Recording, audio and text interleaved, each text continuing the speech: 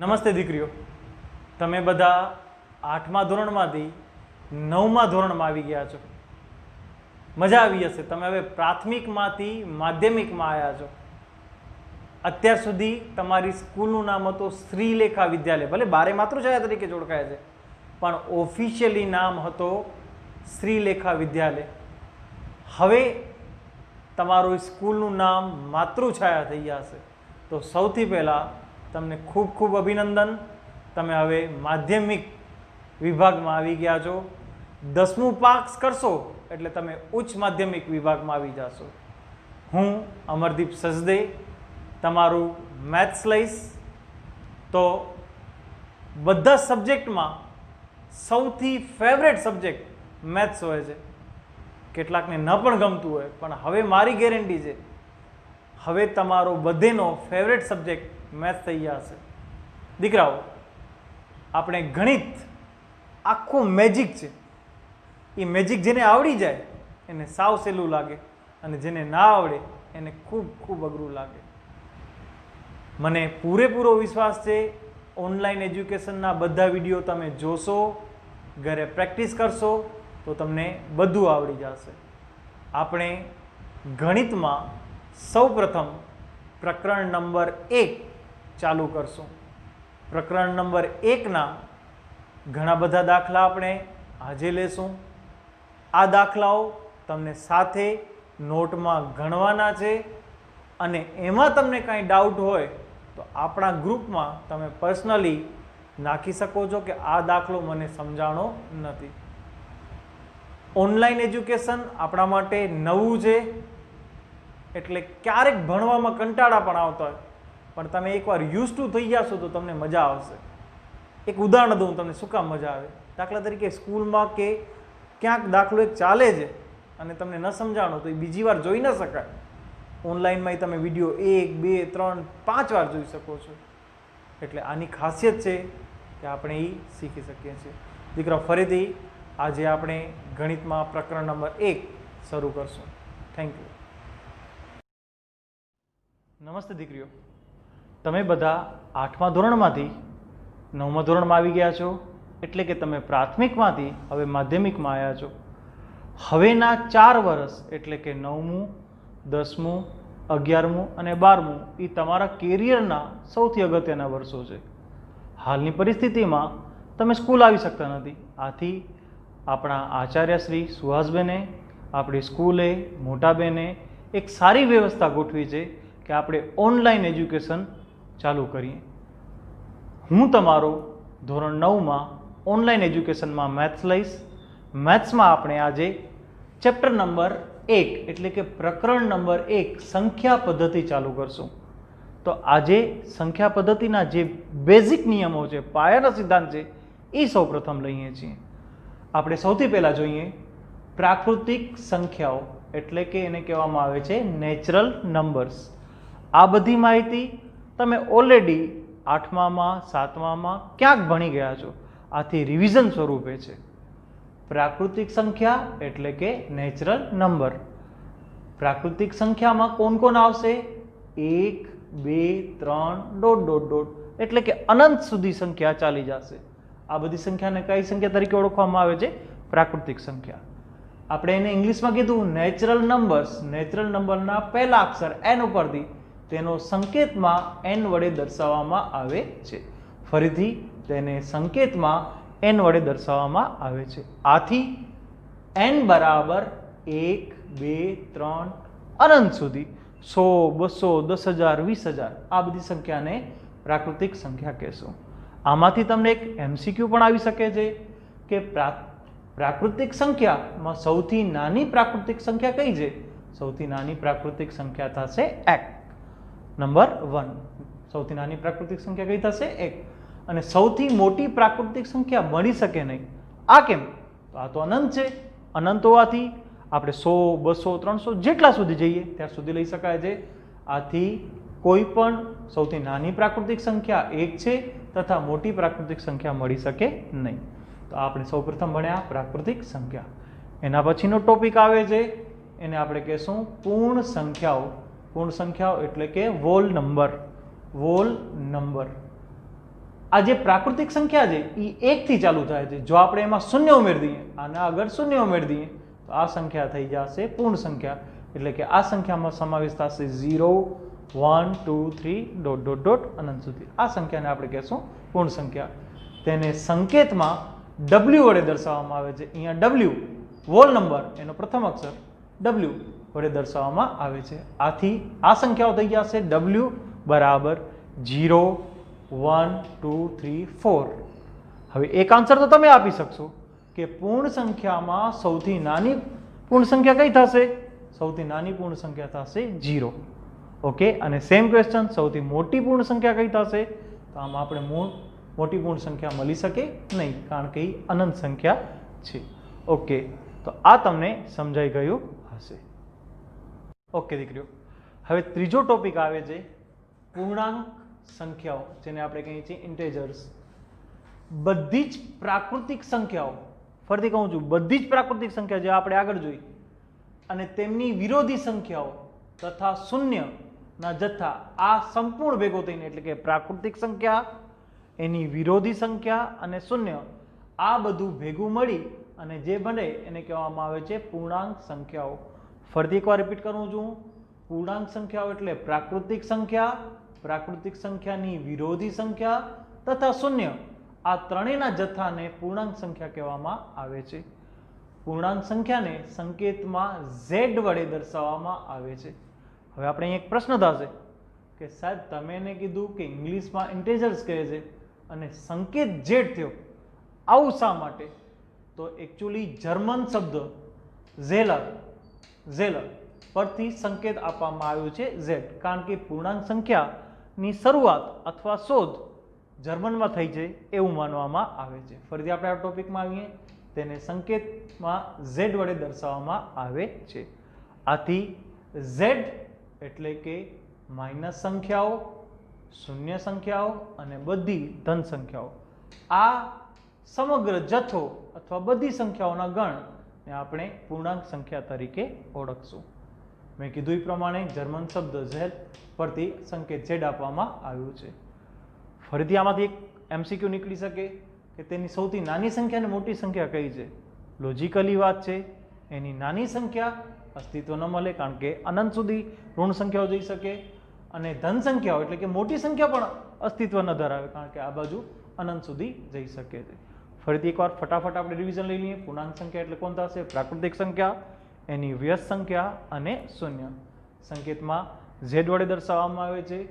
ઝેડમાં ઋણ સંખ્યાઓ, શૂન્ય અને ધન સંખ્યાઓનો સમાવેશ થાય છે.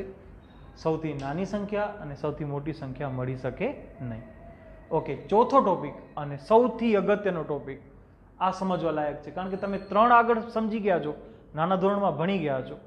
હવે જે આવે છે એ બધું નવું છે અને આપણે આ ચેપ્ટરમાં આ ડિટેલમાં જોશું. સમય સંખ્યાઓ, ફરીથી કહું છું, અગત્યનો ટોપિક છે સમય સંખ્યાઓ. સમય સંખ્યાને ઇંગ્લિશમાં કહેવામાં આવે છે રેશનલ નંબર. શું કહેવામાં આવે છે? Rational number. આની વ્યાખ્યા પ્રમાણે છે, જો p અને q પૂર્ણાંક હોય, જો p અને q પૂર્ણાંક, આપણે ઉપર જોઈ, પૂર્ણાંક હોય અને q શૂન્યતર હોય. શૂન્યતર એટલે શું? શૂન્ય સિવાયની સંખ્યા. ફરીથી, જો p અને q પૂર્ણાંક હોય અને q એ શૂન્યતર હોય તથા r ને p અને q, p છેદમાં q સ્વરૂપે લખી શકાય, તો r ને સમય સંખ્યા કહે છે. નવું છે એટલે થોડુંક ડિફિકલ્ટ લાગશે, સમજાશે નહીં.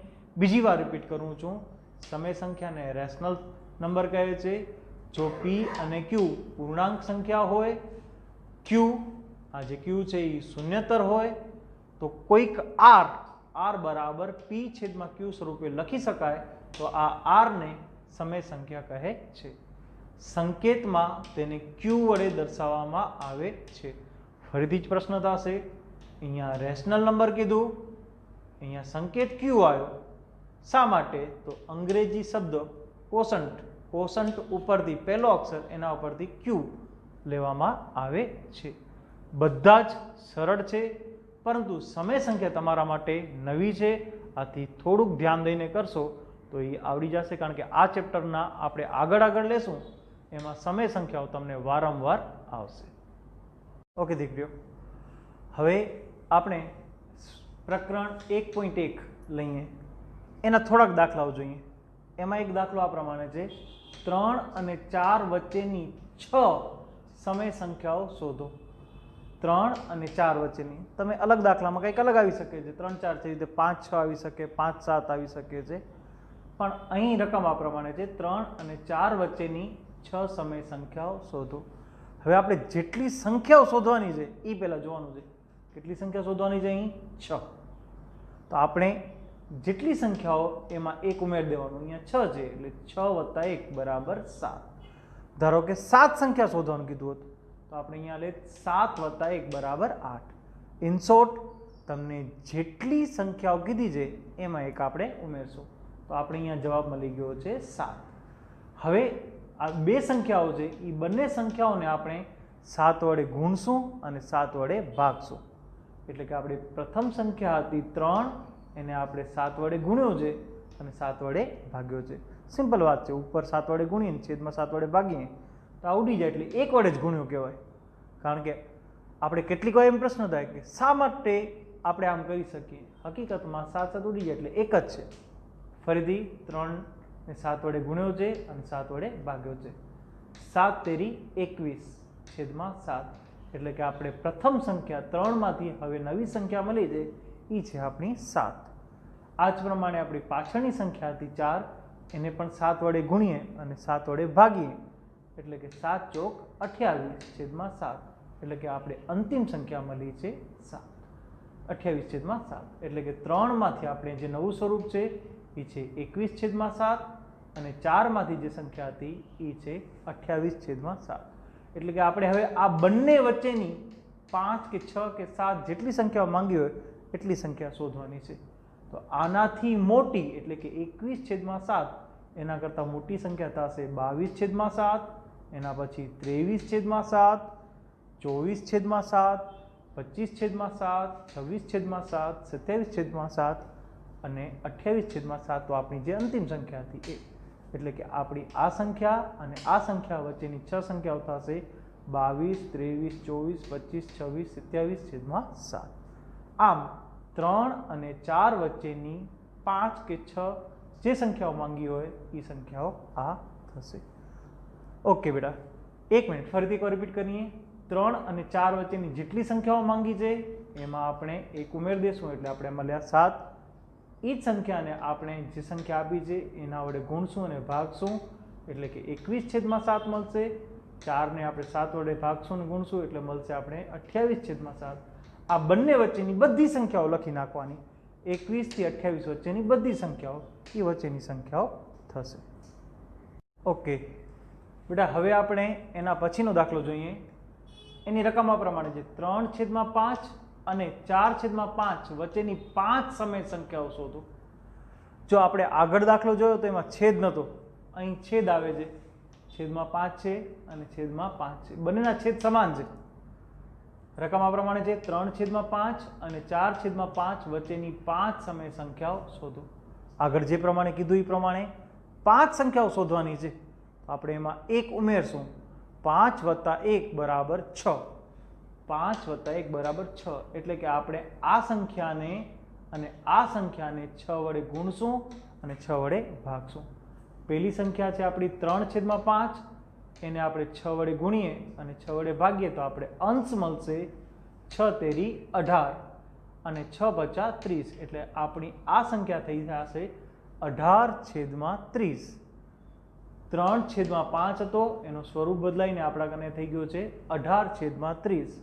તથા બીજી સંખ્યા હતી એ હતી આપણી 4 છેદમાં 5, એને પણ આપણે અંશમાં 6 વડે ગુણીએ અને 6 વડે ભાગીએ તો આપણી સંખ્યા થશે 6 ચોકે 24 અને 6 × 30. એટલે આ સંખ્યા થઈ જશે આપણે 24 છેદમાં 30. એટલે કે આપણે 18 છેદમાં 30 અને 24 છેદમાં 30 વચ્ચેની 5 સમય સંખ્યા શોધવાની છે. તો 18 કરતાં મોટી સંખ્યા લેવાની, એટલે કે 19 છેદમાં 30, 20 છેદમાં 30, 21 છેદમાં 30, 22 છેદમાં 30, 23 છેદમાં 30. 18 છેદમાં 30 અને 24 છેદમાં 30 વચ્ચે આવતી બધી સંખ્યાઓ લઈ લઈએ. કેટલી સંખ્યા મળી આપણે? ટોટલ 5. આમ 3 અને 5 અને 3/5 અને 4/5 વચ્ચે આવતી 5 સંખ્યાઓ આ થશે. આપણે 2 દાખલા જોયા. બંને દાખલાઓમાં કોન્સેપ્ટ શું હતો? તો કોન્સેપ્ટ એ હતો જેટલી સંખ્યાઓ શોધવાની છે એટલી સંખ્યામાં આપણે 1 પ્લસ કરશું.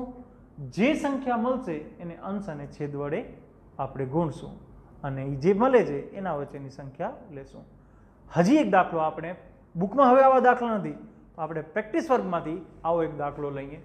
પ્રેક્ટિસ વર્ગમાં આવો એક દાખલો આ પ્રમાણે છે: 3/7 અને 5/7 વચ્ચેની 4 સમય સંખ્યાઓ શોધો. આપણે હવે કોન્સેપ્ટ સમજી ગયા છીએ. જેટલી સંખ્યાઓ શોધવાની છે એટલી સંખ્યાઓમાં આપણે 1 પ્લસ કરશું. 4 સંખ્યાઓ હતી, 4 સંખ્યા શોધવાની છે, 4 સંખ્યામાં 1 પ્લસ કરીએ છીએ, આથી સંખ્યા ટોટલ થઈ ગઈ 5. હવે આપણે 5 વડે આપેલી સંખ્યા છે એને ગુણશું અને ભાગશું. 3/7 છે એને 5 વડે ગુણીએ છીએ અને 5 વડે ભાગીએ છીએ, એટલે કે 5 તેરી 15. તો અંશ આવશે 15, છેદમાં 7 × 5 = 35, એટલે છેદ આવશે 35. તો આપણી 3/7 હતું એનું સ્વરૂપ બદલાઈને આવી ગયું છે 15/35. આ જ પ્રમાણે 5/7 એને પર 5 વડે ગુણીએ અને 5 વડે ભાગીએ, આથી હવે સંખ્યા થઈ જશે 25 × 25 અને 7 × 35, એટલે કે 5/7 હતો એનું નવું સ્વરૂપ છે 25/35. આ બંને વચ્ચેની આપણે 4 સંખ્યાઓ શોધવાની છે. તો આના કરતાં મોટી સંખ્યા લઈએ, 15 છે. 15 એના કરતાં મોટી સંખ્યા 16/35, 17/35, 18/35, 19/35. આપણે હજી સંખ્યા મળી શકે છે, પરંતુ આપણે તો ખાલી 4 જ સંખ્યા શોધવાની છે. એટલે આપણે આ બંને વચ્ચેની સંખ્યાઓ થશે 16, 17, 18, 19/35.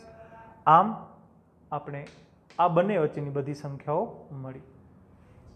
દીકરાઓ, આ પ્રેક્ટિસ વર્ગનો દાખલો છે, એટલે મારી એક રિક્વેસ્ટ છે કે પાઠ્યપુસ્તક તમે ગણ્યું બહુ સારું છે, પણ એ ઉપરાંત પ્રેક્ટિસ વર્ગ, ગમે તે પ્રેક્ટિસ વર્ગ, એ પછી નવનીતની હોય, મોડર્નની હોય, XYZની હોય, પણ પ્રેક્ટિસ માટે એના જેવા દાખલાઓ તમને કરવા જ પડે, તો જ તમારી પ્રેક્ટિસ થાય અને તો જ તમે મેથ્સમાં જીનિયસ બનો.